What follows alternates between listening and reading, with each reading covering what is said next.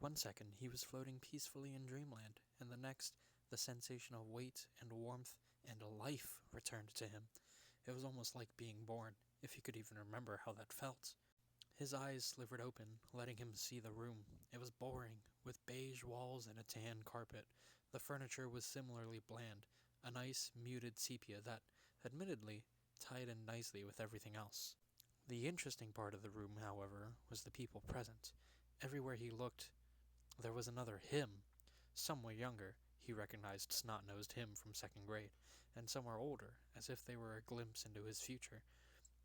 They acted like him as well, and as he wandered through their midst, they sounded like him.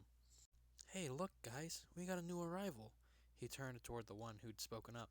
He was wearing an impressive three-piece suit with a thick, golden chained pocket watch in his hand. About time. Where are we? The man asked. Dunno, but the smarter ones here figured out we're in some kind of fold between universes. The suited man gestured to the others. Smarter ones?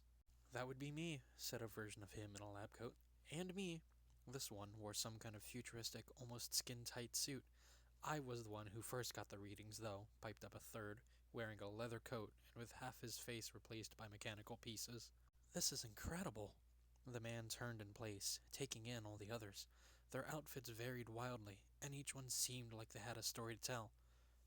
Tell you what. The suited man placed his hand on the man's shoulder. Go mingle a bit, hear their stories, and then come back around front and tell us yours. The man couldn't wait. He joined the crowd, striking up a conversation with himself. It was odd at first, hearing his voice in response to his own questions, almost like he was talking to himself in the mirror, but he soon enough adjusted. He went around with pride, regaling others with how he was the best worker in his office, and about how he'd made the most sales for the quarter. He spoke about the nice, if cramped apartment he owned in the city, and the bevy of fun plants he had cultivated over the years.